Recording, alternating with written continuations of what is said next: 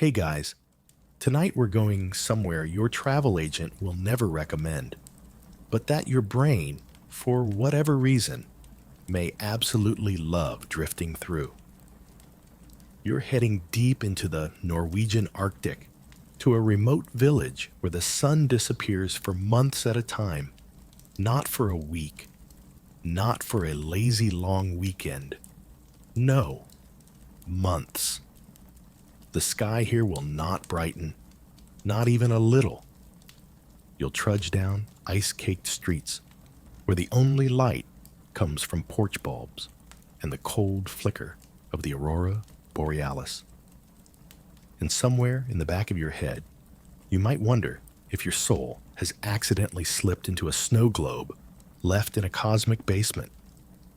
Spoiler alert, you probably won't survive this if you forget your mittens or vitamin D. So before you get comfortable, take a moment to like the video and subscribe, but only if you genuinely enjoy what I do here. And hey, post your current location and local time in the comments. I'm always curious who's drifting off from where. Now, dim the lights. Maybe turn on a fan for that soft background hum. And let's ease into tonight's journey together. You arrive just after sunset, not evening sunset. This is the kind of sunset that takes its coat and leaves for the season. In the Norwegian village of Longyearbyen, yes, that's a real name, the final golden rays glance off the icy hills, wave a cheeky little goodbye, and vanish. It's November. The sun will not be back until late January. You're standing on a frozen road, the kind that crunches loudly under your boots like it's chewing ice cubes. The air smells faintly of diesel, dry pine, and snow. Always snow. Even when it isn't falling, it hangs in the atmosphere, like a breath held too long. The village is quiet. You notice the buildings are stumpy and colorful, painted in defiant reds, yellows, and blues, as if the people here decided, fine, take the sun, we'll make our own palette. These wooden houses are built to withstand winds that could make your eyebrows freeze into abstract art. Somewhere nearby, a snowmobile buzzes lazily past. Yes, even at night. Especially at night. In Longyearbyen, darkness is just the default setting. As you walk farther into the village, you see something strange. People aren't in a rush. Nobody seems particularly thrown by the fact that it's 3 p.m. and darker than a cave with commitment issues. Children walk home from school in reflective vests, chatting casually. A woman waves to you while dragging a sled full of groceries like it's no big deal. It's not. For them, this is Tuesday. You spot your accommodation. A tidy guest house with frosted windows and a puff of chimney smoke curling into the cold like a ghost with nowhere to be. The lobby is warm, almost offensively so, and smells of waffles and cinnamon. There's a wood-paneled lounge with a fake fireplace crackling on a TV screen. Honestly, it's trying its best. As you sit on the edge of your bed, you glance out the window. The aurora borealis has started to swirl. Pale greens first, like watercolor spilled into black ink, followed by purples that pulse faintly, like the sky's own heartbeat. And here's your first fun fact to file away before dozing off. Longyearbyen is one of the northernmost permanent settlements on Earth, located at 78 degrees north latitude. That's just 800 miles from the North Pole. At this latitude, polar night lasts for about 84 days. The sun simply does not rise above the horizon. It's not just short days, it's no days. You lie back and listen. The hum of the radiator, the whisper of snow brushing the window pane. Your breath, soft and slow. You're not tired. but your body's already confused. The circadian rhythm you brought with you from warmer latitudes is being crushed like a paper cup in the fist of the Arctic. Now, here's something not in the brochures. Your inner ear might go slightly haywire. Some newcomers report feeling slightly off balance, as if the lack of daylight scrambles the body's sense of verticality. Scientists still argue whether it's light deprivation or just the shock of adaptation. Either way, you'll spend the first few days stumbling slightly and sleeping at weird times like a confused raccoon. But locals? They thrive, or at least they pretend to. There's a quiet pride in surviving the endless night.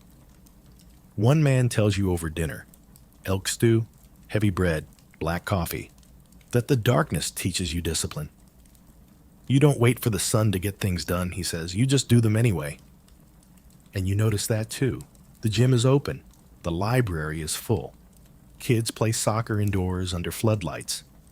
Even the bar down the road has karaoke night. Spoiler, it's ABBA. It's always ABBA. The village might be dipped in night, but it pulses with an odd, steady life. As you lie in bed, staring up at the ceiling, you can't help but feel slightly outside of time. It's like you've slipped through a crack in the planet. There's no sunrise to anchor you, no sunset to close the curtain. Just a slow, floating drift through cold air, dim light, and the strange warmth of people who have learned to live like this. Not in spite of it, but with it. You close your eyes. Somewhere out there, the aurora shimmers on. You wake up. Maybe. It's hard to tell. The room is dark, but so was last night, and so was the afternoon before that. Outside the window, it's the same blue-black shade of nowhere. No birdsong, no golden sunrise bleeding through the curtains. Just a soft, muted hush, like the sky forgot its lines. Welcome to the weeks where the world forgets to switch itself on. You shuffle to the window and squint. There's a faint glow on the snow, not from the sun, but from porch lamps, fairy lights, and the warm orange halo leaking from other windows. It's a sleepy little constellation of human life scattered across the tundra. You get dressed, still wearing 3 layers before you even put on your coat, and step outside. The air is cold in that weirdly gentle way, like it's too tired to slap you properly. Just a soft bite on the nose, a whisper on your neck. Every footstep crunches like someone crumbling crackers under a blanket. The snow here is dry, powdery, never slushy. And beneath the pale orange light of the village, the landscape glows with a kind of frosty defiance. You're not alone out here. A man is walking his dog in slow loops. The dog is wearing a reflective vest. So is the man. They both look mildly inconvenienced by each other, like this is a treaty rather than a walk. Further ahead, you see a woman scraping ice off her car windshield with a CD case. She's humming something, probably ABBA again.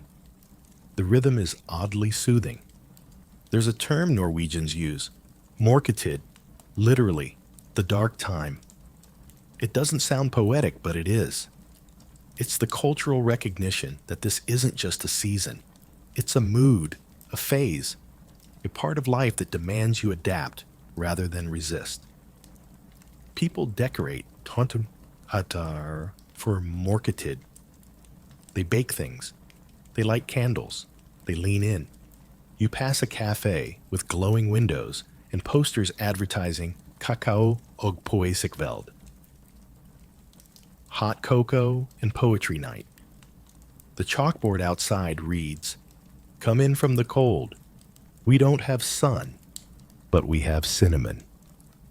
You do not resist.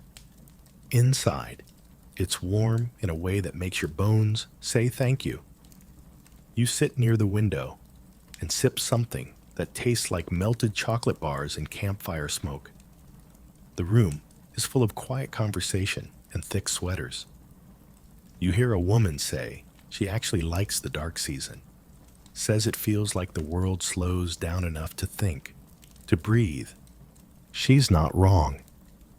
Outside, everything seems to happen at half speed. A man shovels snow from his steps like he's brushing dust from a book.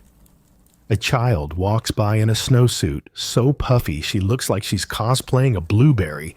And here's a neat little geographical fact. The blue color dominating everything.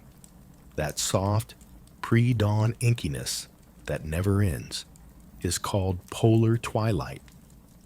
Even when the sun doesn't rise, it gets just close enough to the horizon to scatter blue light across the atmosphere for a couple of hours each day. It's not quite daylight. It's more like Earth whispering, "I remember light, vaguely." Scientists still argue over whether this dim illumination counts as a true night or a broken day. Some label it as civil twilight, but others argue it deserves its own category, one made of memory and snowflakes and lost time. You step back outside. The blue has deepened now. Streetlights flicker on early, as if they ever turned off, and icicles catch the glow like slow, frozen chandeliers. You decide to walk to the edge of the village. The buildings thin out, the snow gets deeper, and the silence wraps around your shoulders like a heavy scarf. Your breath fogs in the air, hanging briefly before disappearing into the nothing. And then, just like that, you see it. The mountains in the distance, backlit by the faintest silver glow. No sun, just moonlight bouncing off ridges, making the peaks look like crumpled bed sheets laid over sleeping giants. Here's your fringe fact for this section. In Longyearbyen, it's illegal to be buried in the ground. The permafrost preserves bodies almost too well. Scientists even discovered traces of the 1918 Spanish flu in corpses unearthed here. So now, all burials are off-island. Even in death, this place refuses to let you rot. You sit down on a frozen bench and look out over the endless dusk. Your phone screen lights up as you check the time. It's 10 a.m. Feels like midnight. And somehow, in a weird, almost cozy way, it fits. The cold presses close but doesn't bite. The quiet is thick but never oppressive. And though you've only been here a short while, you're already learning the rhythm. The glow of windows means breakfast. The flick of streetlights means mid-morning. The aurora means maybe don't stay out too long. Someone walks past and nods. No words. Just the mutual understanding of people sharing the same floating dream. You walk back slowly. Your boots leave sharp prints that won't fade until a fresh snow resets the canvas. Everything here feels temporary, but permanent at the same time. As you reach your door and fumble with gloves and keys, you glance up once more. That blue, so deep, so heavy, stretches across the sky like an ocean flipped upside down. And for a moment, you can't tell if the stars are above or below you. You step inside. Lights on. Boots off. Cocoa, probably. The sun is still gone. But you're beginning to glow. You sit by the window with a thick blanket and a mug that's now 80% whipped cream, 20% actual drink. The outside world glows faintly under its layer of twilight blue, the same hue you've now seen for days, only it's not a trick of your mind. The sky really hasn't changed.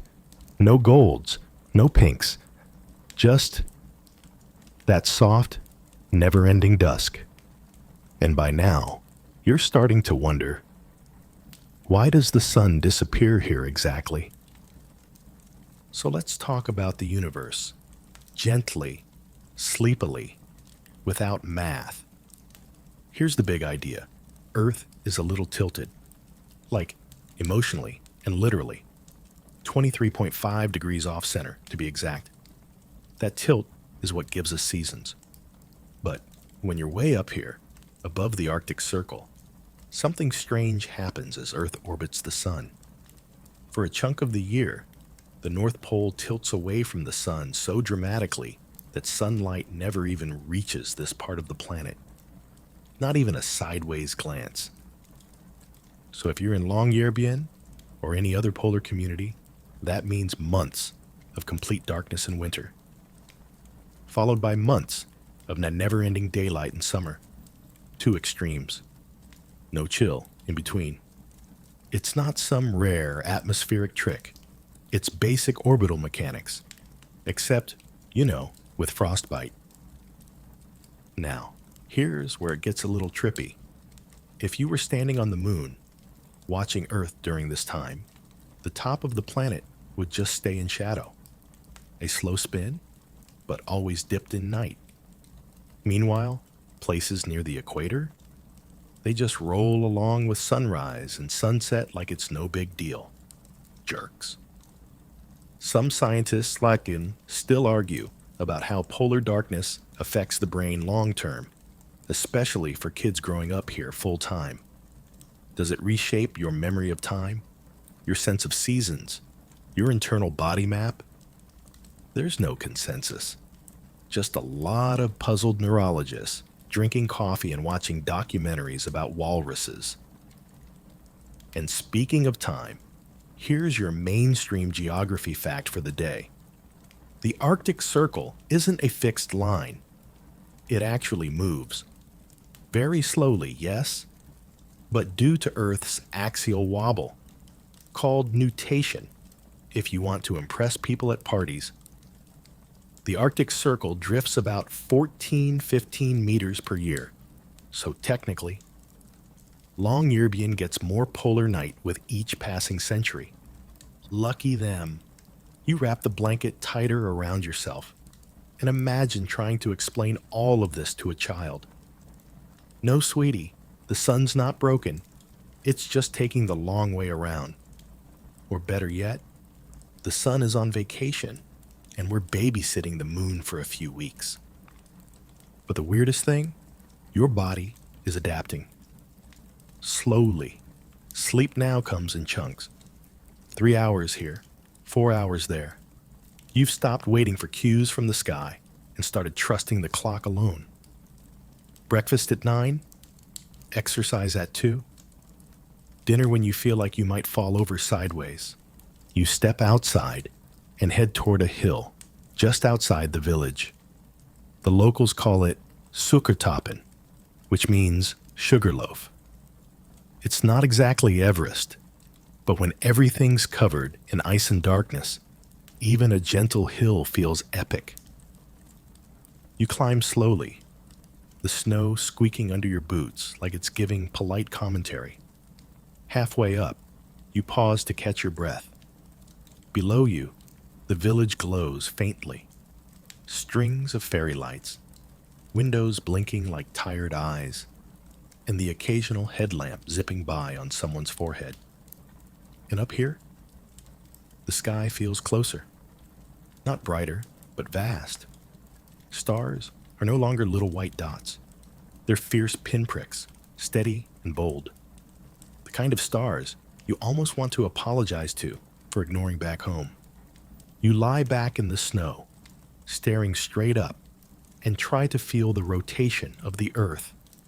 Spoiler, you can't. But the knowledge that you're tilted, spinning, and sailing through space on a rock that's actively hiding its face from the sun. Yeah. That'll mess with your bedtime thoughts nicely. Then, you notice something else. The silence here has texture. It's not just quiet. It's layered. deep. The kind of quiet where even your thoughts have to tiptoe. It's in moments like this you begin to understand why people choose to stay, why they raise families here, build communities here, love here. Because there's a stillness that hums with meaning, a darkness that doesn't feel empty, but full, like it's holding secrets, not hiding them. Now, for your fringe tidbit of the night. During polar night, some animals' eyes change color. Reindeer, for instance, develop a reflective membrane in their eyes that shifts from gold in summer to deep blue in winter, improving their ability to see in darkness. Their eyeballs literally seasonally adapt, which frankly puts your blackout curtains to shame. As you descend the hill and return to the village, you notice how light becomes currency. Some homes beam with aggressive lamps in every room. Others opt for candlelight and coziness.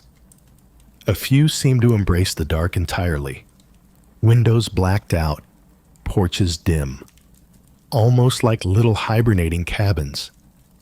Each person here makes their peace with the absence in their own way. You pass a woman, walking a stroller, baby zipped up like a burrito.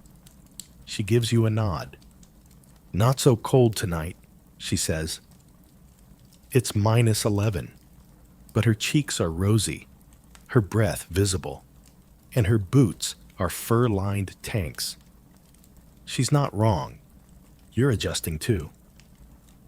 Back inside, you shed your coat like armor and curl back into your chair. Your fingers are cold. Your nose is colder. But your heart? That's warming up. The sun is still gone, but the moon is glowing. The sky is loyal, and the stars are wide awake. You wake up for the third time today, or maybe the second, or fifth. It's hard to say. The clock says 8:30 a.m., but it feels like midnight again. You're starting to realize that in this village, time is more of a polite suggestion than a dependable structure. Outside the window, it's still that deep, soft blue that doesn't know whether it's night or day. The streetlights are on. The snow looks like it's glowing slightly, as if the earth is trying to compensate for the sky's neglect. You blink, rub your eyes, and mumble to yourself, "What day is it again?" Congratulations! You're officially operating on polar time. You brush your teeth and wander into the kitchen. Your body is confused, yawning when it shouldn't, and perking up when you'd rather just melt into the floor. Circadian rhythm, absolutely obliterated. Your internal clock is about as useful as a sundial in a cave. Here's the mainstream science bit to anchor this. The human body naturally runs on a roughly 24-hour cycle, governed by light and darkness, your circadian rhythm. But when there's no light, or no natural progression from sunrise to sunset, your body loses its tether.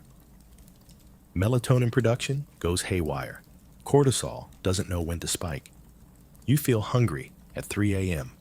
and ready for bed at 10 in the morning. And this is where things get fun. You head outside, thinking you'll go for a short walk. Maybe grab something warm from the bakery with the cinnamon thing they sprinkle on everything. The snow crunches like cereal under your boots. You pass a man out jogging with a headlamp. Jogging. In this. He gives you a cheerful thumbs up. Of course he does. Inside the bakery, it smells like butter and brown sugar. Had a beautiful Scandinavian child. You're one of the 3 customers, and it's so cozy inside that the windows have fogged over in soft clouds. The woman behind the counter asks if you'd like the usual, and you realize she's mistaken you for someone else. You say yes anyway, because you trust her immediately. You sit with your pastry, and notice something strange. Your body is kind of okay with this now. Still confused, but not fighting it. You're developing what the locals call a darkness routine, a schedule that's detached from light. Here, time is based on habit, not the sky. You finish your coffee and walk to the small museum in town. Inside, there's a dusty exhibit on the early trappers who used to live out here. Men who would spend winters in total isolation, snowed into tiny cabins with nothing but rifles, dried fish, and their thoughts. The diary of one such man is on display. It reads, "Saw the moon today. Might be Tuesday. Shot a fox. Stove works." Honestly, same. And here's your quirky tidbit of the section. Some locals here set their homes with artificial sunrise alarms, special lamps that slowly brighten over an hour to simulate dawn. One man told you it's the only way he can remember to brush his teeth at the right time. Another swears his dog only eats when the lamp goes off. Scientists still argue about whether it's better to try and simulate normal time with artificial light or just lean fully into the dark. Let your body sleep when it wants, eat when it's hungry, and generally behave like a hibernating raccoon. Some say forced lighting schedules help maintain mental health. Others claim that embracing more quietude brings more peace. You exit the museum and head toward the school near the center of town. As you pass, you hear music. ABBA again, obviously, and laughter. Kids are outside for recess, bundled in neon-colored snow gear, running around under floodlights. They don't care that the sun is missing. To them, it's just another Tuesday. A teacher waves at you and says, "They've got cabin fever already. It's only December." You chuckle, but you also notice that recess is shorter now. Just 10 minutes. Too cold, too dark, too easy to get lost in a game of snow tag and accidentally wander into next week. Here's something odd you learn over lunch with a local mom. In winter, some parents switch their kids to a more flexible schedule. Let them nap when they're tired. Break homework into weird chunks. One kid finishes math at midnight. Another does reading before breakfast. Everyone's just kind of making it work. Back at the guest house, you check your own schedule. You were supposed to join a guided hike at 4 p.m., which is in 2 hours, or now. You check your phone. No, it's definitely 2:03. But your brain doesn't believe it. There's no light shift, no shadows stretching, no golden hour. Just the same steady blue blanket draped across the sky. Still, you get ready. Layers on, boots tight, headlamp charged. You meet your guide, a woman who's lived here since 1998 and insists that the best way to beat the time blur is to move. Do something every few hours. Doesn't matter what. Just don't sit too long, or you'll turn into a potato. Noted. You hike out toward a frozen river. The snow here is untouched, sparkling faintly like crushed diamonds. The moon is low, casting long silver shadows of you and your guide. She tells you about the time she got lost out here in a snow squall and ended up sleeping in a hollowed-out drift with her dog. "I panicked," she admits, "but the dog didn't. Dogs don't care about clocks." You nod. Makes sense. As you walk back to town, you think about how surreal it is to be alive in a place that's opted out of daylight. A place where your phone might say 6 p.m., but your body says February, and your brain says French toast. But somehow, it works. People go to work. Kids go to school. Meals get cooked. Friendships deepen. Life doesn't pause. It just changes shape. And even though the sun's still a distant rumor, you start to feel oddly synced, not to time, but to rhythm, to routine, to movement. You return to your room, not tired, but ready. Another cup of something hot, a few chapters of a book, maybe a nap, maybe a stretch. There's no rush. The sun won't be back for weeks. But you're starting to find your own kind of daylight. You wake up in the mood to fight a polar bear or cry into a pillow. There is no in between. Your body feels like it's been low-key abandoned by the sun, and your mood? Let's just say it's somewhere between unhinged toddler and 19th century sailor with scurvy. Congratulations, you are now in vitamin D deficiency mode. You drag yourself out of bed and shuffle to the bathroom mirror. Your face looks a little paler than usual. Your eyes are carrying extra baggage. You don't even remember eating dinner last night, or breakfast this morning, or anything really. Here's your mainstream fact to ground the emotional chaos. Vitamin D is mainly produced when your skin is exposed to ultraviolet B rays from the sun. It plays a vital role in bone health, immune function, and, here's the kicker, mood regulation. Without it, you're more prone to fatigue, muscle weakness, and depressive symptoms. Yay. In this village, that risk is real. With the sun gone for weeks, people here have adapted with a precision bordering on obsessive. Cod liver oil, once the stuff of nightmares and Viking child punishment, is now a kitchen staple. You try a spoonful. It tastes like the ocean died in your mouth, but your guide assures you it's an acquired trauma. There's also a pharmacy in town that looks more like a disco. Shelves lined with high-powered sad lamps, seasonal affective disorder killers, with names like Mood Jet 3000 and Happy Light Ultra. The pharmacist recommends 20 minutes a day. You pick one up and immediately feel like a plant that's finally been watered. Fun fringe tidbit. In Norway, cod liver oil is often flavored with lemon or fruit to make it more tolerable. Still awful. Just citrusy awful. You bring your new sunlight lamp back to your room and plug it in next to your bed. It glows like a spaceship console. Bright, sterile, slightly offensive. But within minutes, your brain feels a little less foggy. A little less like it's been wrapped in a damp towel. You lie under it, sipping instant coffee and staring at the ceiling, wondering how locals do this every year. You text your guide from yesterday's hike. Seriously, how do you all not go completely insane? Her reply comes 2 minutes later. Insanity is the culture here. We just call it community. She's not wrong. You throw on your layers and step outside. The sky is still dark, the stars still smug, but the cold isn't biting today.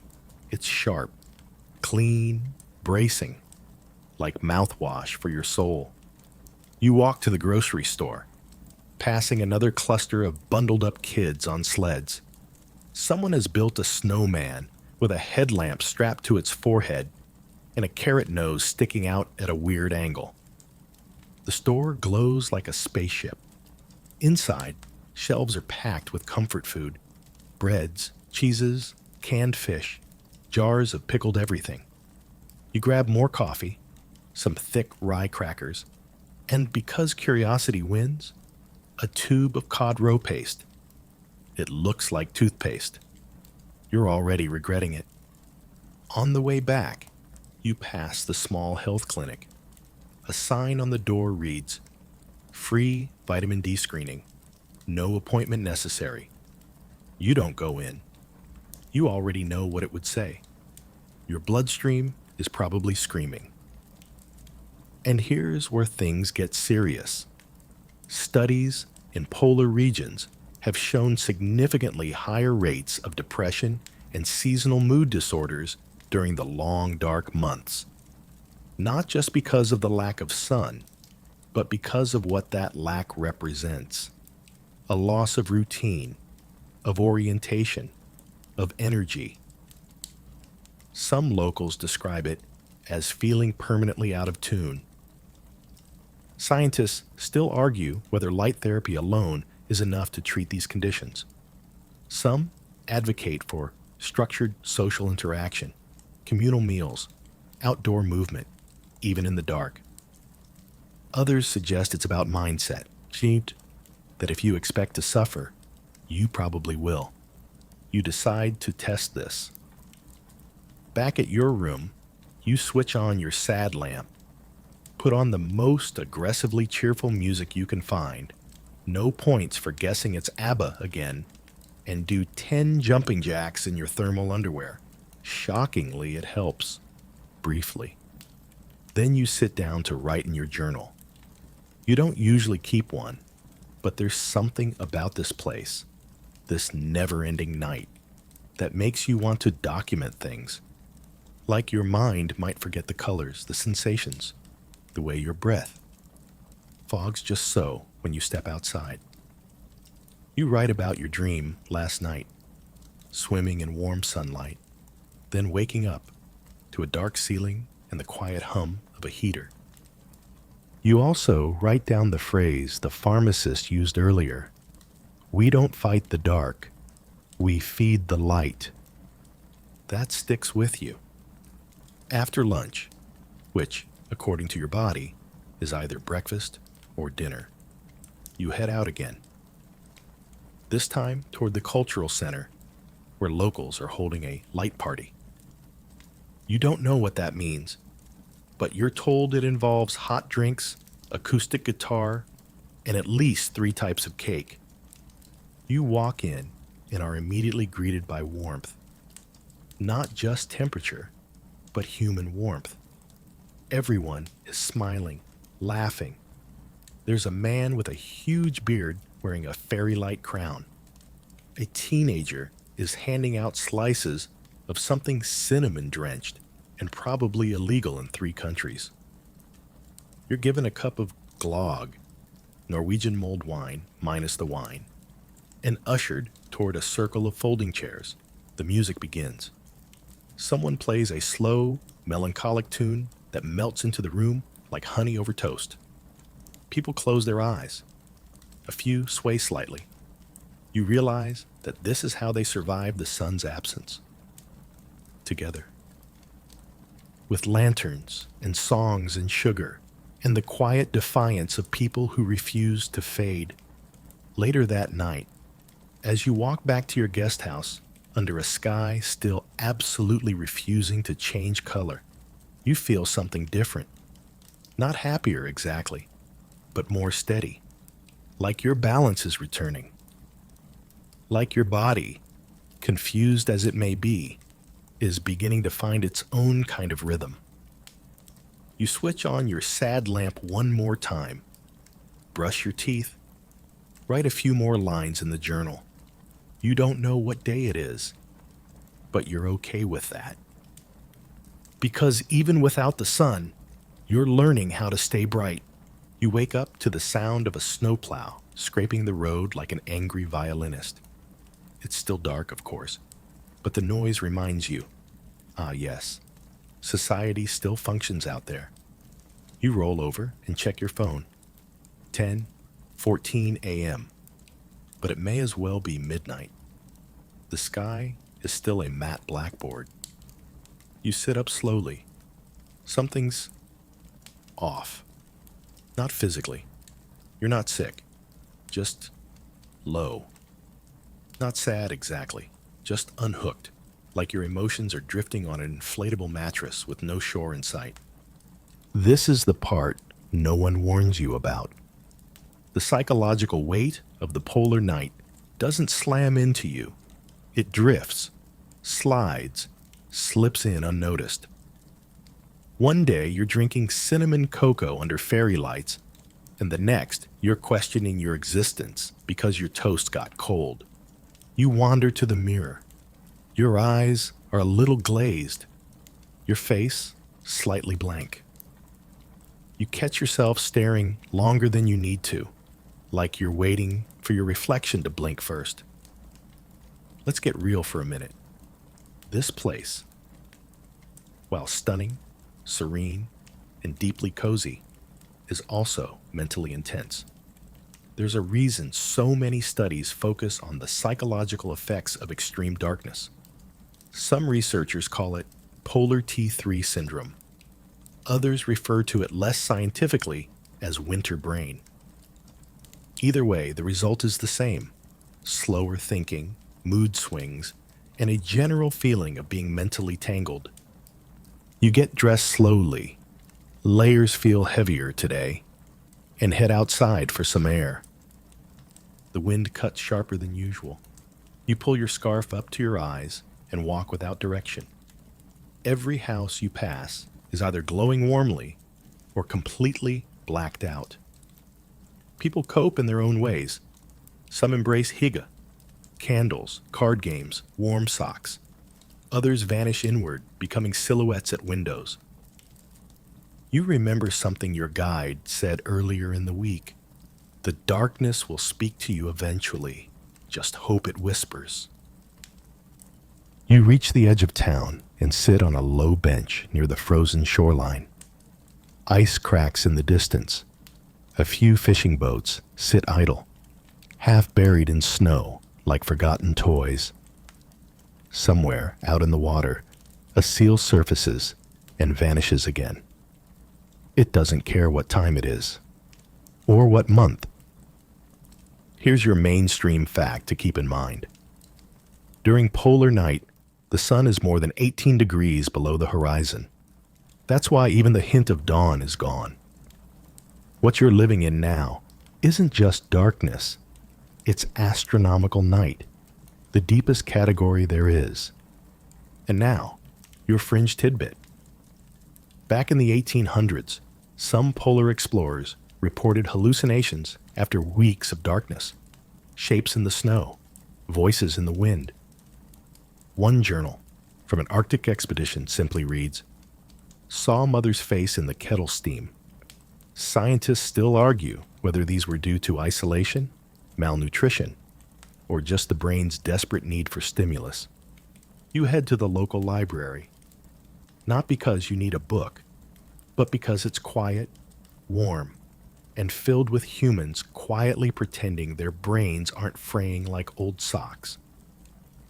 Inside, you browse the shelves. There's a whole section on Arctic psychology.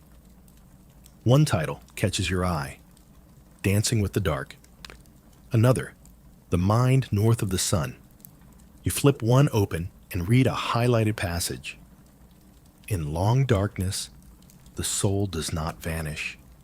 It expands. You're not sure if that's comforting or terrifying. Nearby, a group of teens is working on a group project under bright lamps. They're laughing. One is clearly just Googling memes. You smile. Life goes on, even here. You spend a while flipping through a photography book of Longyearbyen across seasons. In summer, the village looks like a different planet. Bright green mosses, wildflowers, people in sunglasses eating popsicles. The same buildings, just bathed in light. It's almost hard to believe it exists. You jot down some thoughts in your journal.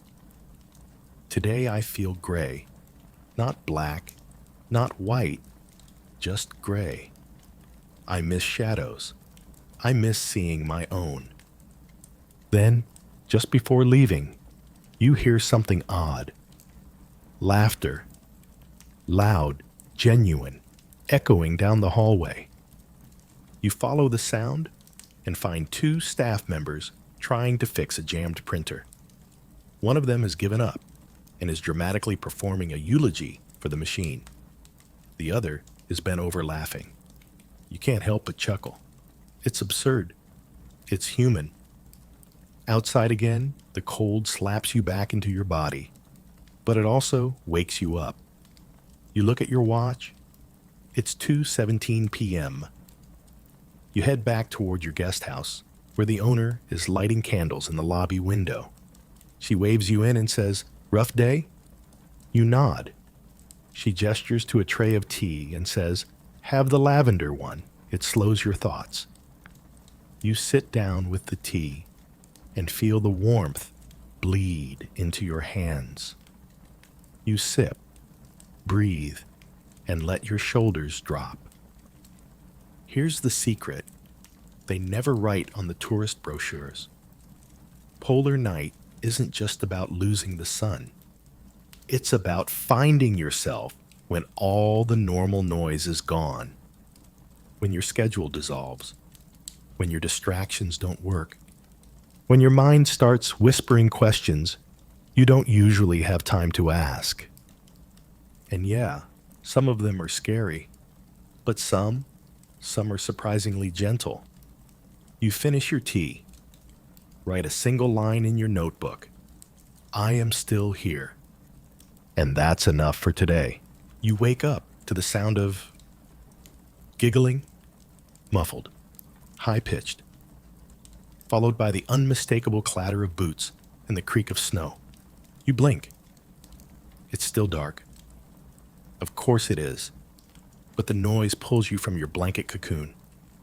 You shuffle to the window and peer out. A trail of children in reflective jackets and puffy snowsuits waddles down the sidewalk, their headlamps bouncing with every step. One is dragging a sled filled with school books. Another stops to smack a snowbank with a stick, just because. It's 7:45 a.m. Welcome to school without sunlight. By now, your sleep has surrendered to local logic.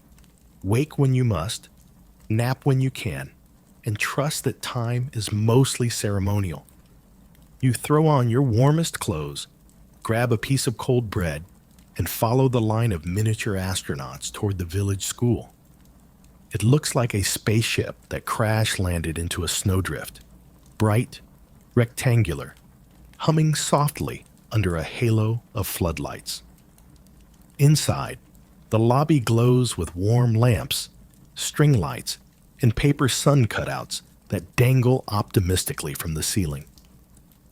You're here to observe how kids survive and even thrive in a world where daylight is a myth. A teacher greets you at the door. Her name is Anja, and she's the kind of person who radiates. I've had 3 coffees and wrangled 30 children before 9 a.m. Energy. She smiles brightly and says, "Come see what we do with a missing son." You follow her through the halls. Every classroom is a capsule of artificial warmth and light.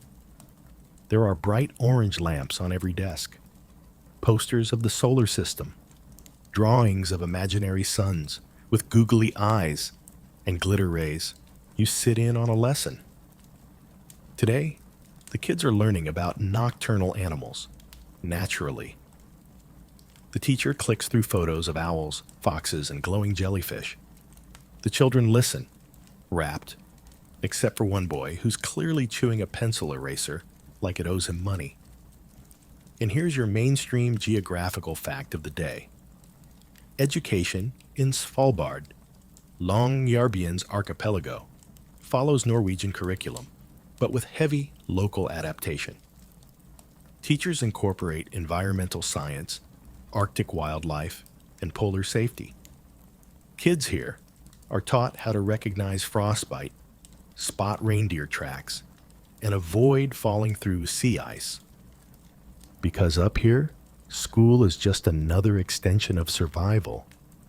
During recess, they don't go out unless it's safe. On mild days, by which we mean anything warmer than minus 15 degrees Celsius, they gear up like tiny mountaineers and charge out into the playground under floodlights. There's a climbing frame that looks suspiciously like an old oil rig and a set of tire swings buried in frost. You notice something strange. The kids aren't sluggish. They're not depressed. They're zooming around like sugar-infused squirrels. One slides across the icy path with the confidence of a penguin doing ballet. Another is attempting to sled down a 3-foot pile of snow and succeeding somehow. Kids adjust faster than adults. Anya tells you over a thermos of lukewarm coffee. They don't need light to have fun. They just need routine and warm socks. You nod, filing that away under things that might also apply to adults. Here's your quirky tidbit of the day. The school's bell system is timed with artificial light cycles, not actual sun positioning. The lights slowly brighten in the morning to simulate the sunrise, then fade out gradually near sunset, which is around 2 p.m. It's psychological trickery, but it works. Scientists still argue about how growing up in constant darkness affects long-term development. Some studies suggest it builds resilience. Others point to higher rates of vitamin deficiency and seasonal mood shifts. But there's no hard consensus. What is clear, though, is that the kids here are shockingly normal, curious, loud, obsessed with dinosaurs. One boy asks you where you're from. You tell him. He says, "Do you have to wear headlamps too?" You laugh and say, "Only when I'm lost." He grins and runs off with a kind of energy that makes you want to nap and protest. Later, in the art room, you see what sun means to them. Crayon drawings of beaches, campfires, orange skies, giant yellow orbs with sunglasses. One girl draws her family standing on a hill watching the sunrise, but in her version, the sun has a speech bubble that says, "Sorry I'm late." You decide that girl is going places. By lunchtime, the cafeteria smells like every school cafeteria in the world. Warm carbs, milk cartons, and something suspiciously beige. The kids eat quickly, then play board games while waiting for pickup. Some will stay for after-school clubs, knitting, indoor soccer, creative writing about what light might feel like. When you leave the school, it's still dark, the same inky sky, but your mind feels a little lighter. These kids don't resent the dark. They own it. They stomp through it in reflective snow boots. They paint over it with glitter and glue sticks. They're not waiting for light. They're growing without it. You walk back to your guest house, feeling like maybe you've underestimated the human brain's adaptability. Sure, the darkness messes with you, but it also strips away the nonsense. No one here is pretending life is easy. They're just learning how to make it bright enough. Back in your room, you hang one of the paper sun cutouts the art teacher gave you on the wall. It's lopsided, covered in glitter, smiling too hard. You love it immediately. The sun's still missing. But you just spent a day surrounded by children who don't care. And somehow, that's enough to warm you. You've been here long enough that your boots recognize the sidewalk cracks, and your scarf smells permanently like snow and cinnamon. Today's mission, a simple grocery run. Nothing heroic, nothing wild. Just walk to the market and buy soup ingredients. Except, it's pitch black. Again, you double-check your phone. Noon, high noon. The outside world looks like the opening scene of a detective novel. Lamplight halos drip onto icy walkways. A fine mist of snow drifts through the air like static.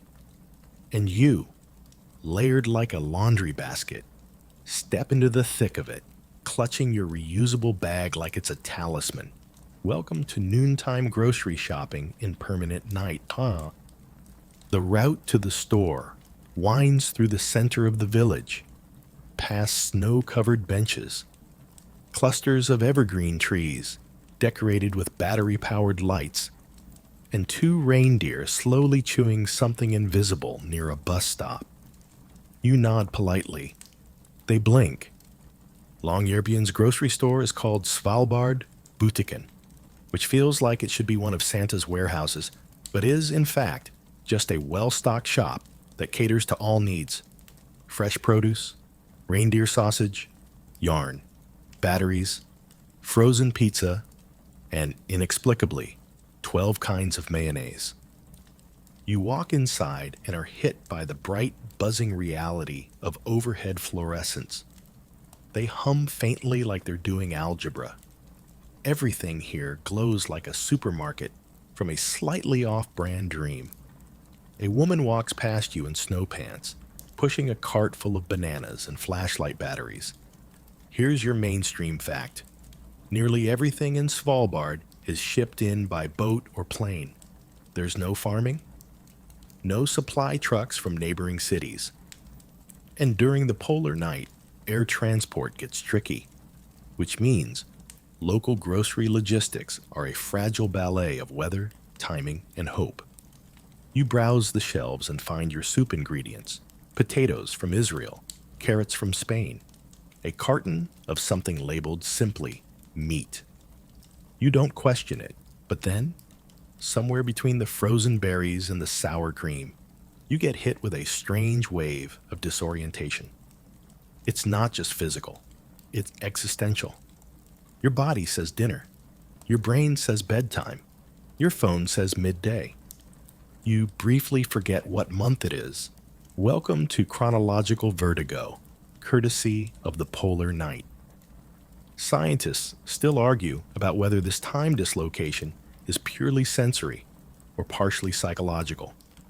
One theory: humans are so deeply tied to solar cues that when the light vanishes, we enter a kind of mental freefall. Others believe we default to an ancient hibernation mode, eating more, sleeping in segments, and generally acting like chubby bears with Netflix accounts. You check out at the register. The cashier, a young woman with 2 piercings and a 1,000-yard stare, scans your items in near silence. When she finally looks up, she says, "It feels like it's been night for a year." You nod solemnly. She hands you your change. "Want a receipt?" You hesitate, then say, "Not unless it comes with sunshine." She laughs. "Fair?" You step back into the cold and realize you've lost your bearings. The village is symmetrical in the dark. Familiar streets look foreign. You walk past the same snowman twice before realizing you've looped. A man sees your confusion and points helpfully toward your guest house. No words, just a nod, like a lighthouse, but colder. Here's your quirky tidbit of the day. Longyearbyen has strict rules about keeping your home lights visible from the outside, not for safety, but for psychological buoyancy. A row of lit windows can help prevent what researchers call urban dislocation, the eerie feeling that your town has vanished. You finally reach your room. You're sweating. You're freezing. You're hungry. You're sleepy. All at once. You put away the groceries, light a candle, and start chopping vegetables. The sound of your knife on the cutting board is oddly satisfying. The smell of onions and butter fills the room with something close to joy.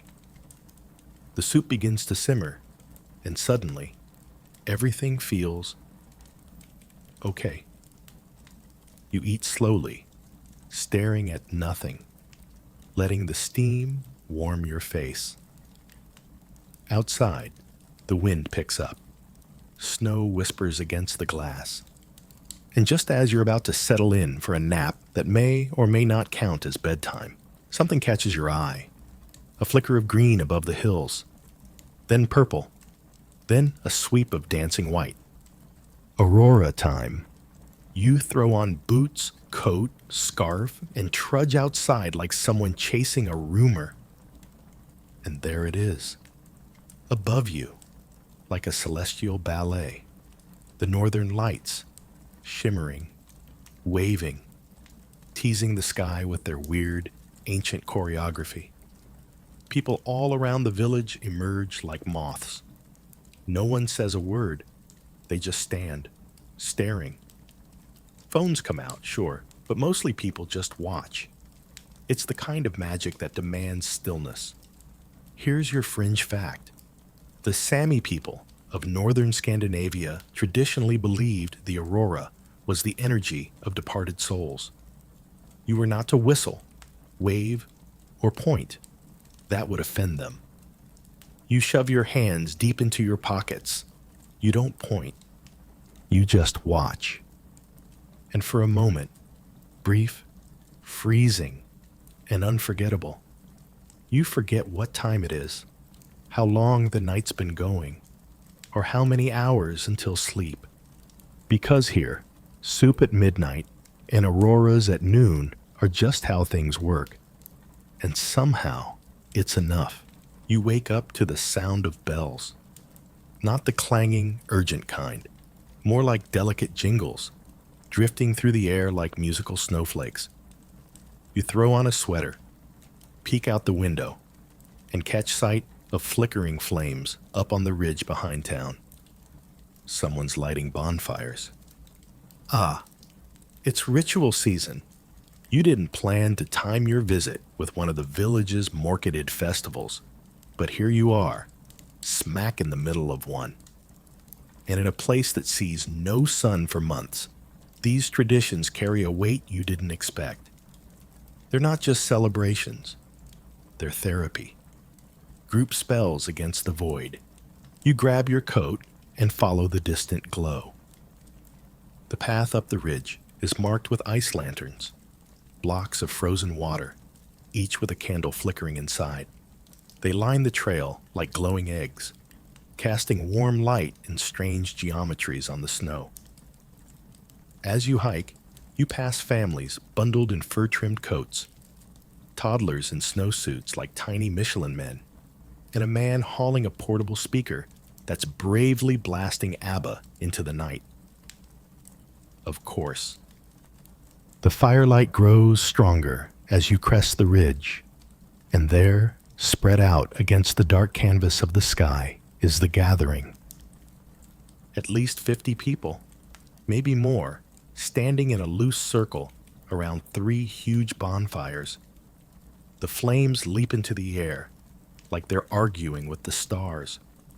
Sparks rise and vanish in the cold.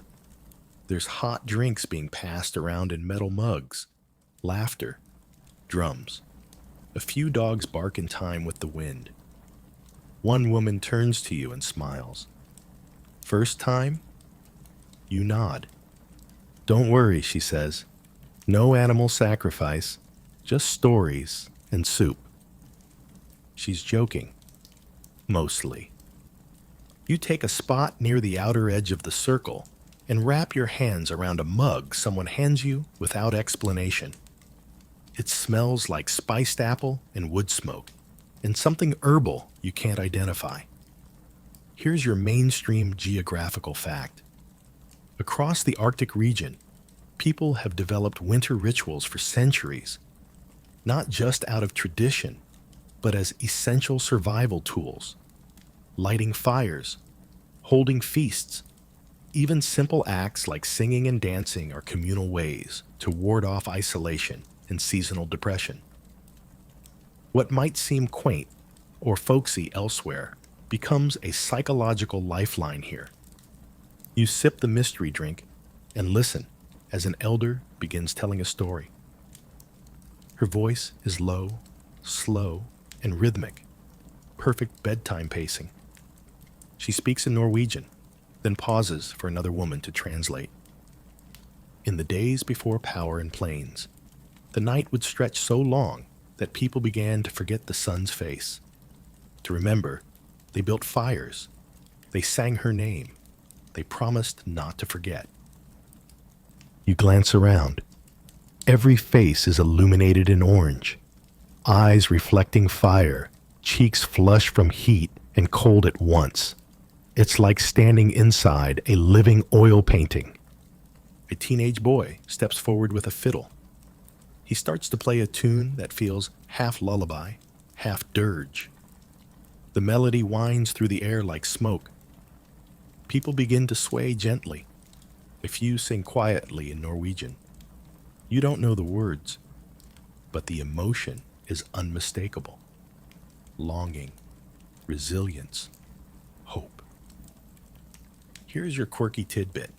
In one polar town, not this one, but close, locals throw an annual sun coffin parade at the start of Morketid, symbolically burying the sun in a hand-painted box. Come January, they resurrect it. Because why not add a little sun-themed necromancy to your calendar?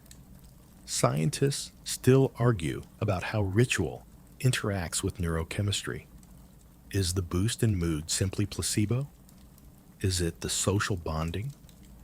Or does symbolic light trigger real hormonal shifts in the pineal gland? No one's sure. But the people here, they don't care what the data says. They just keep lighting fires. As the music fades, a silence settles over the group. No one speaks. Not because of awkwardness, but because silence here is sacred. It's earned, respected. Then someone releases a paper lantern. It lifts slowly, trembling in the cold, then drifts upward into the inky sky. Another follows. Then another. Dozens soon rise, glowing like soft orange ghosts, floating past the bonfires, the people, the clouds, until they vanish into the great Arctic night. You close your eyes and feel the heat of the fire on one cheek, the bite of the wind on the other. Back in your room, hours later, the scent of wood smoke still clings to your coat. You peel off your layers slowly, like shedding an old life. You sit on the edge of the bed and try to write it all down. How the fire sounded, how the people glowed, how the stars stood still. You manage just one sentence. We set things on fire to remember we're still alive. You close the journal and stare at the ceiling. The sun is still gone. But tonight, you watched a village pretend it wasn't. And in doing so, it almost wasn't.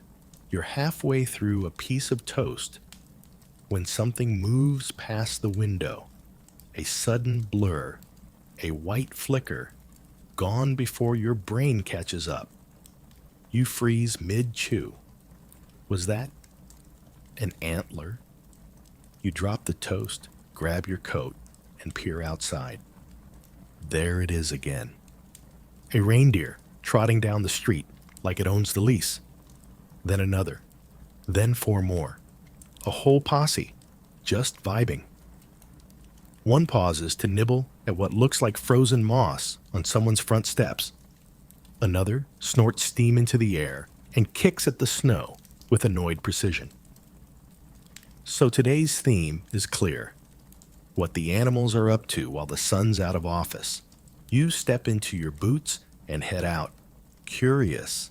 Animal life here doesn't shut down for the season. It shifts, adapts, goes quiet in some places, bold in others.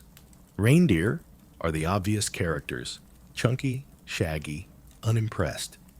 They wander through the town like mildly irritated houseguests, rummaging for snacks and ignoring traffic laws.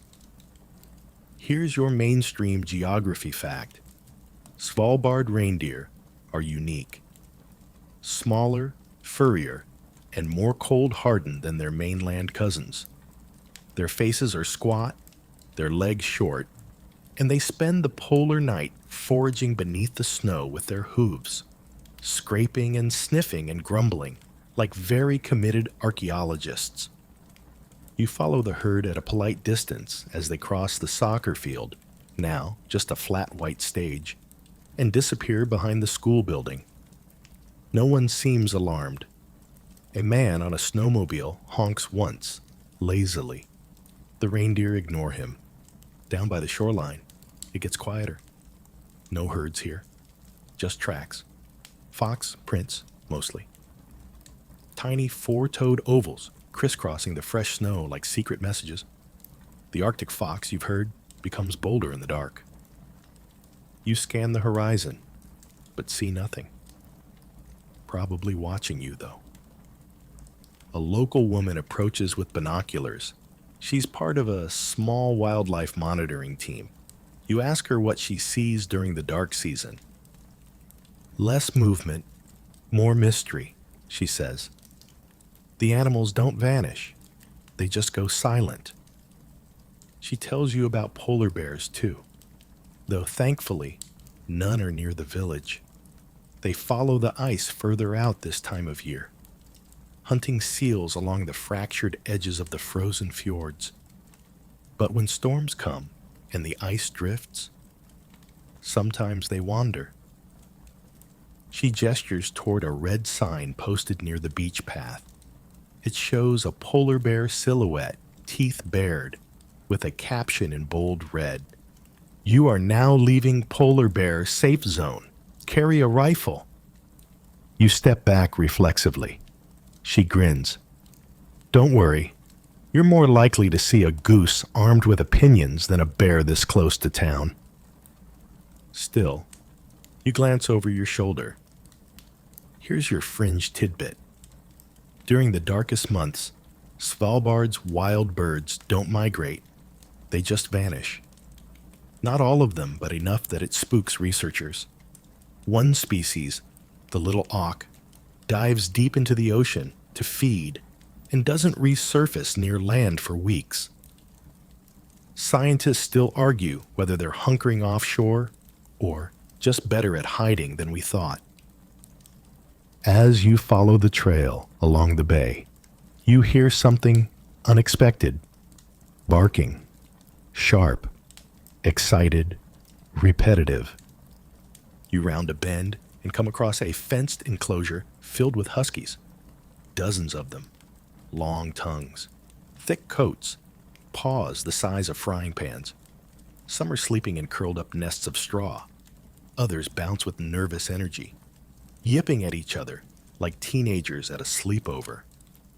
A man walks among them, handing out frozen fish like it's doggy door service. He nods at you. "Tour group later," he says. "Dogs get impatient if they don't run." You glance at the sleds stacked nearby. "They still race in the dark?" He laughs. "They prefer it. Fewer distractions. No sun to chase. Just scent, sound, muscle memory." He hands you one of the dogs to pet. A beast named Odin, who looks like he could pull a small cabin. Odin is warm and vibrating with joy. He licks your hand once, then immediately begins howling at the sky for no clear reason.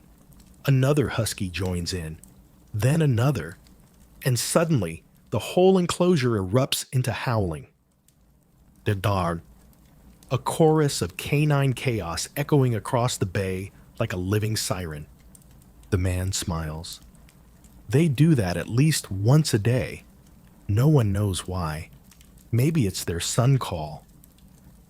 And for a moment, you just stand there, bathed in moonlight, surrounded by howling dogs, the snow gleaming under your boots, and realize how surreal your life has become.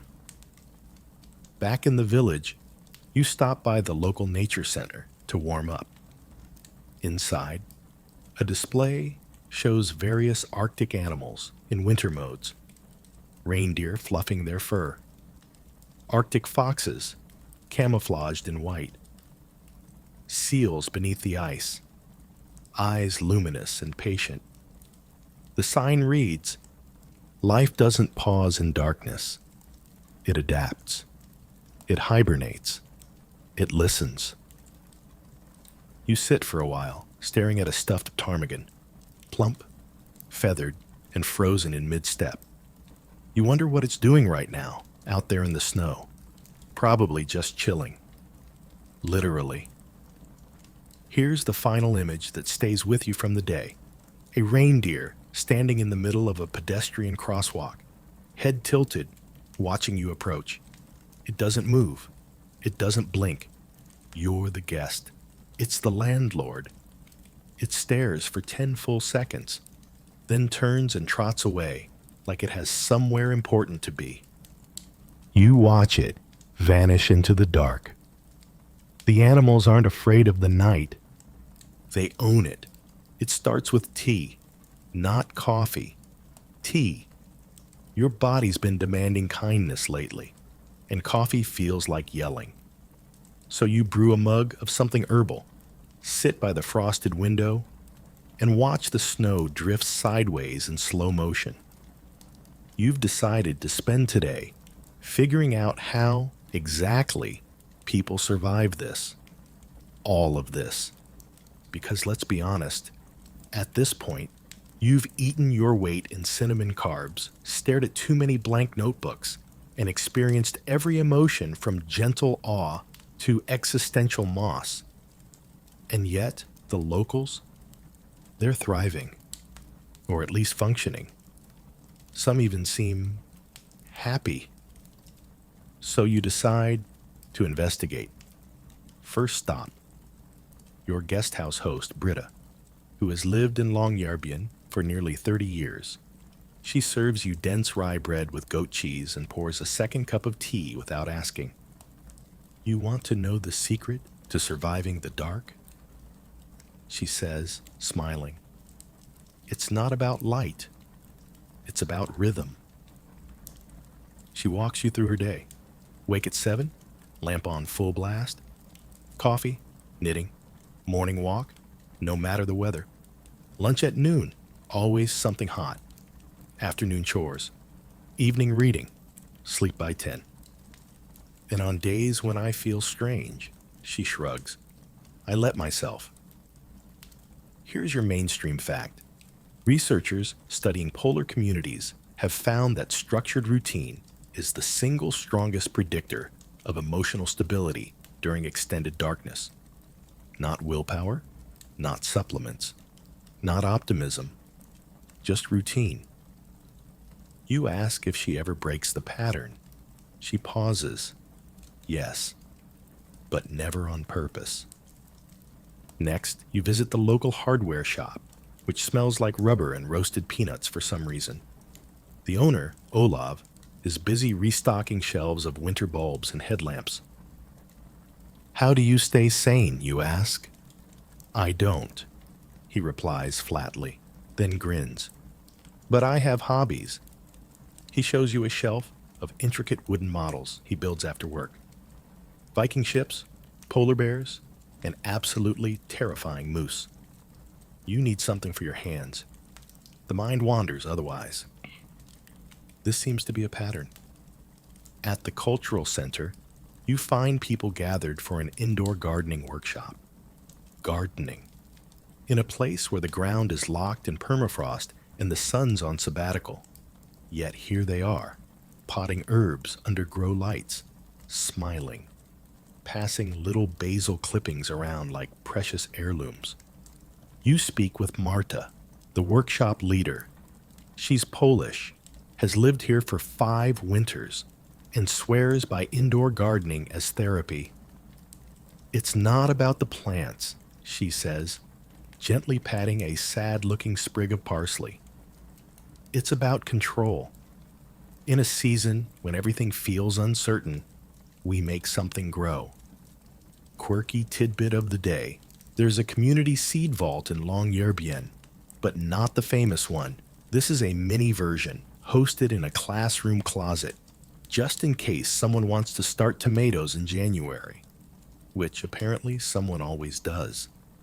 You end up helping repot a tiny sage plant, your fingers covered in Arctic dirt and hope. It's absurd. It's perfect. Later, you wander into a side street and stumble across a small gym glowing with activity. Inside, people are lifting weights, boxing, stretching, and most importantly, laughing, loudly, genuinely. You meet Caroline, a personal trainer who explains why exercise is critical here. Darkness tricks your body into thinking it's always bedtime, she says, adjusting her hoodie. So, you have to push back, move your body, trick it into waking up. She tells you about her clients, scientists, shopkeepers, teachers, miners. Some hate the dark, others ignore it. But all of them show up. Even if they just do 10 minutes, that's a win. You nod, sweat already forming in sympathy. Then there's mood management. Back at your guest house, Britta lets you try her light corner, a cozy nook with a full spectrum therapy lamp, fleece blankets, soft instrumental music, and a rotating electric scent diffuser pumping out lavender like it's being paid. You sit under the light, sip more tea, and feel the fog lift just slightly from your brain. Scientists still argue whether light therapy works purely through retinal stimulation or if there's also a placebo effect involved. But the results, they speak for themselves. Here, no one waits to feel bad before acting. They preempt it, daily, without shame. You return to your room that night and create your own version. Lamp on, socks warm, a single candle burning next to your notebook. You write, "The dark isn't the enemy. It's just a roommate with bad boundaries." You smile. You're starting to get it now. The tools aren't dramatic. They're gentle. Routine, hobbies, shared meals, movement, artificial light, real laughter, and when all else fails, soup. You drift off, with the lamp still on, pulsing like a tiny private sun. The darkness isn't gone, but you're learning how to live like it's not in charge. Today, you trade your modern comforts, radiator heat, mood lamps, Spotify-powered sanity, for something older, something stitched together from fur, fire, and memory. You're heading out with a local guide to glimpse what life looked like before the grid. Before fluorescent bulbs tried to replace the sun, you're meeting Ingrid, a Sami Norwegian historian who leads occasional cultural hikes beyond the edge of Longyearbyen. When you arrive at her cabin, she's standing outside in reindeer boots and a thick wool coat, packing a sled with supplies, thermoses, smoked fish, and a bundle of dried birch branches. "We're not going far," she says, tightening the sled straps, "but far enough to remember." You walk together in silence for the first stretch, your boots creaking in rhythm with hers. The snow absorbs most sound. Your world becomes breath, footsteps, and the occasional groan of wind. As you leave the faint glow of the village behind, the darkness feels heavier, not hostile, just old, like you've stepped into a place the sun itself forgot to map. Eventually, you reach a shallow valley. Ingrid stops near a circle of rocks, mostly buried by snow. "This," she says softly, "was a Sami winter site. Temporary, seasonal, but always here. They followed the reindeer herds, lived by their rhythm." She clears a space and builds a small fire. Fast, practiced, confident. The flames catch and sputter, throwing long shadows on the snow. She gestures for you to sit on a folded reindeer hide. It's warmer than expected. A smoky smell clings to the fibers. As she passes you a mug of hot cloudberry tea, Ingrid begins to talk. She tells you how the Sami, the indigenous people of Arctic Scandinavia, lived for centuries in harmony with the seasons, including the dark. Their language has dozens of words for snow, for wind, for reindeer. but only a few for light. They didn't need many. Here's your mainstream geographical fact. The Sami traditionally practiced semi-nomadic herding, following the migration patterns of reindeer from summer grazing lands to winter shelter. In regions like Finnmark and Svalbard, their winter shelters were low, insulated, and designed to trap heat using only animal skins and careful airflow. No central heating, no microwave dinners, no TikToks about seasonal depression, just survival. Shared, quiet, deliberate. Ingrid smiles when you ask how they handled the darkness mentally. They didn't treat it like a problem, she says. Darkness was part of the balance. Time to mend, to slow down, to listen. Then comes your fringe tidbit. Old Sami mythologies tell of a sun goddess named Beaivi who gets trapped in the underworld during winter. Her return marks the beginning of light and fertility. To help her escape, families would smear butter on door frames or pour milk into the snow, as if feeding the sun itself.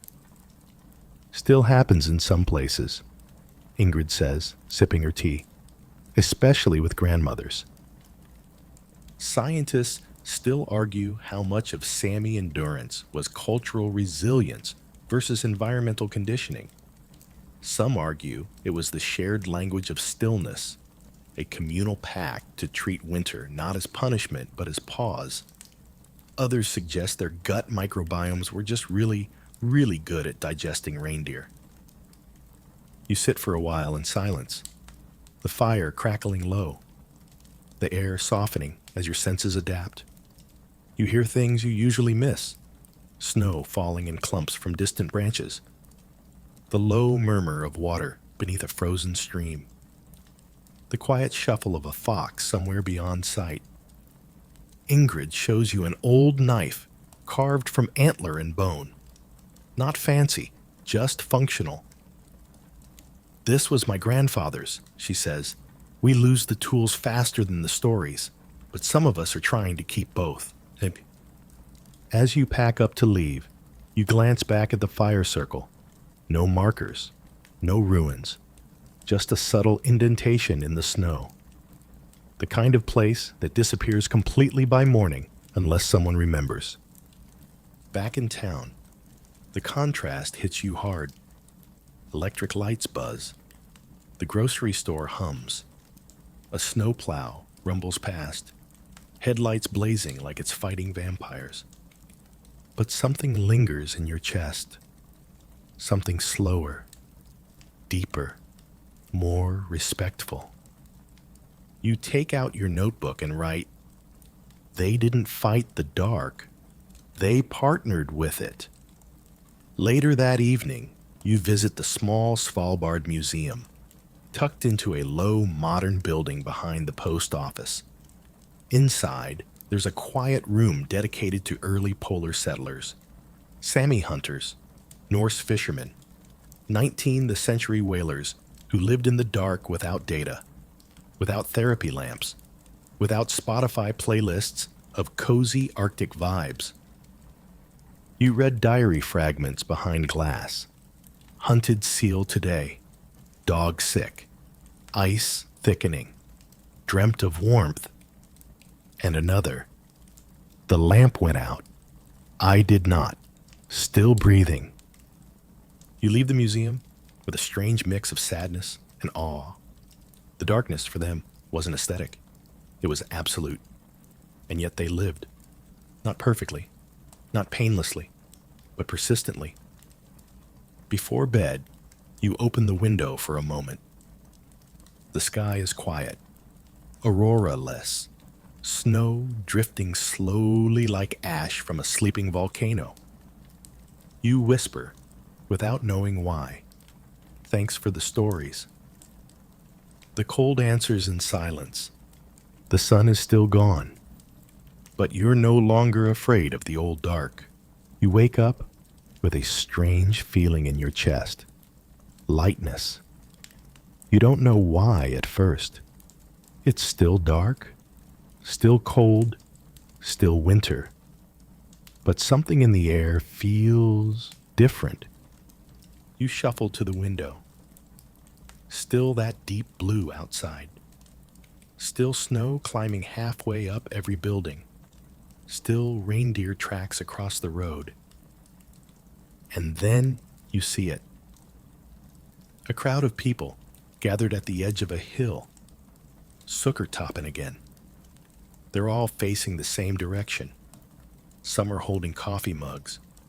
Others have cameras. A few are sitting cross-legged on foam pads, like it's an outdoor yoga retreat for Arctic monks. You blink, squint. There it is. Not the sun, not yet, but a glow.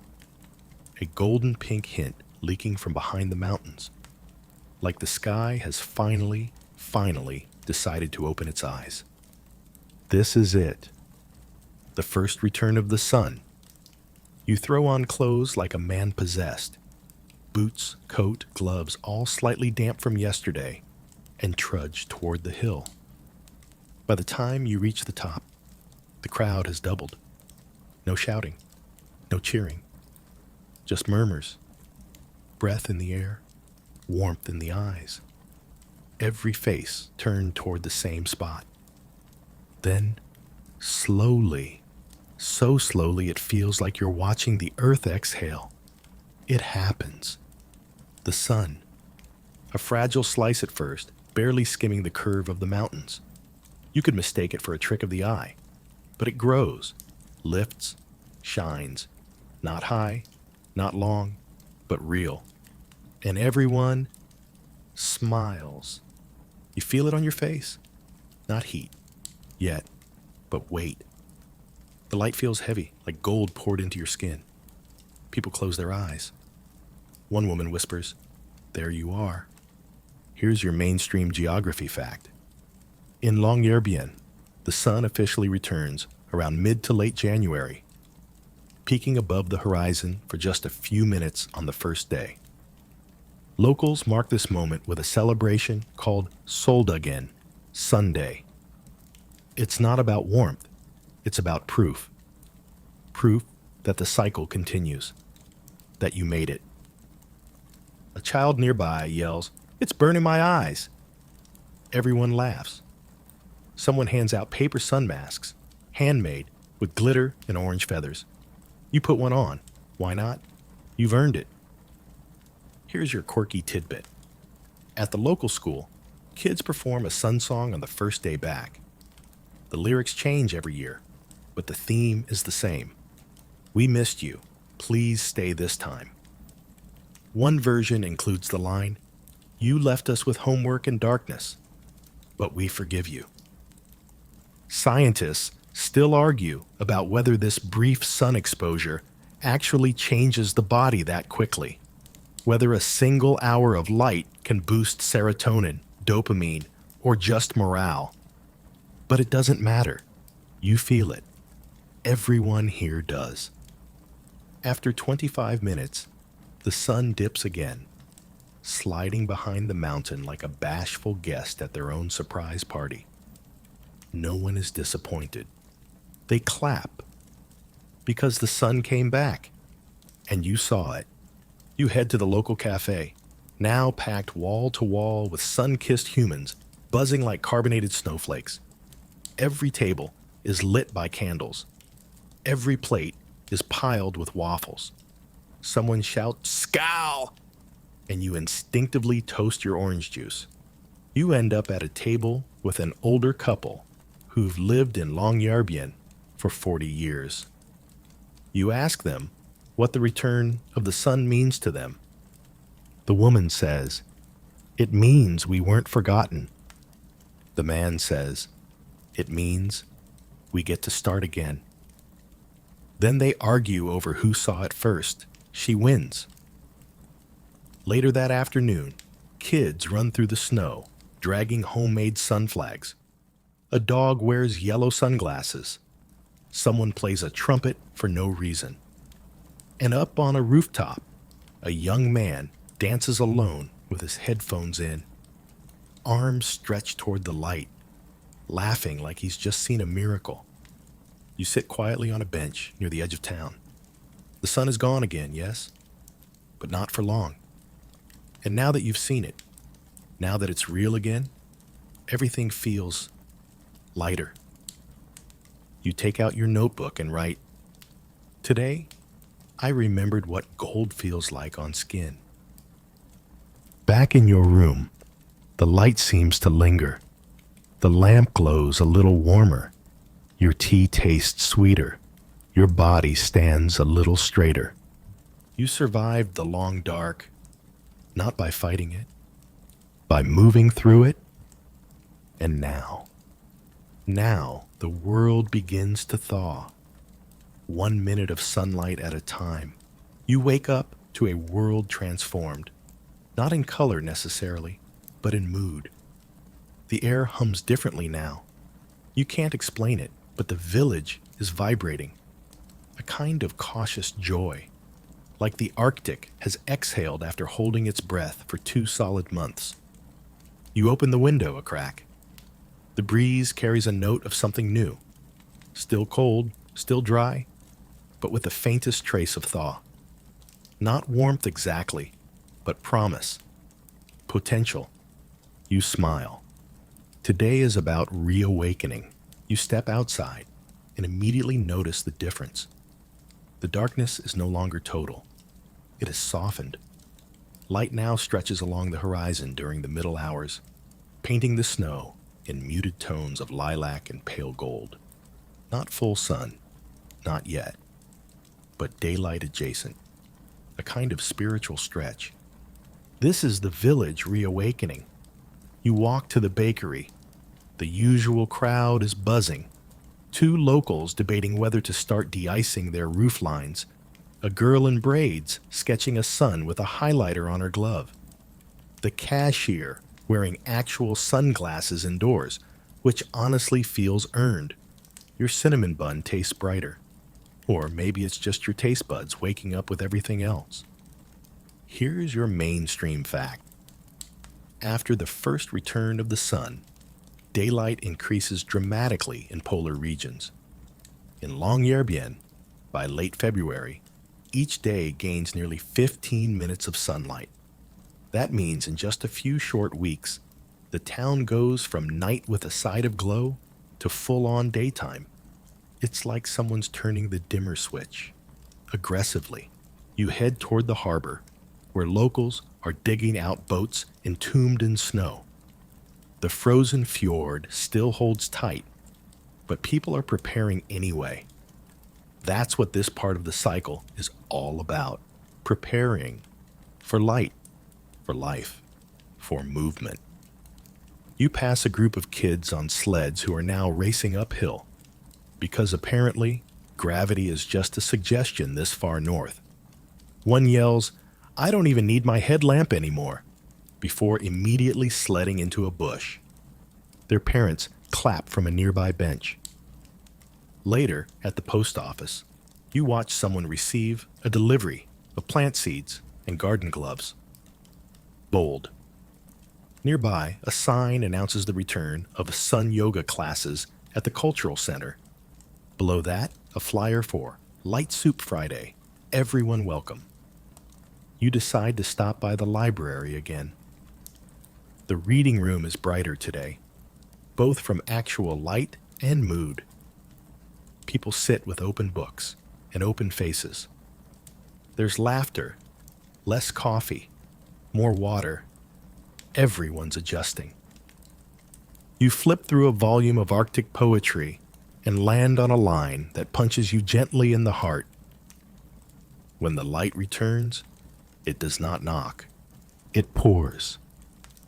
And here's your quirky tidbit. In Longyearbyen, there's an unofficial tradition where locals clean their windows on the day the sun first hits them. Not for visibility, just to let the light in properly. Symbolic Windex, if you will. Scientists still argue whether this surge of activity in early spring is purely biological, linked to the endocrine system rebooting, or psychological, based on collective excitement. What's clear, though, is that people move differently now. Lighter steps, less hunched, fewer sighs. You hike up to Sukkertoppen again, this time with a proper thermos and a sandwich. The trail is better lit, the snow crunch more rhythmic. As you reach the summit, the sky reveals its new trick. Color, actual color. Pale blues, faint pinks, hints of amber curling around the edges of the clouds.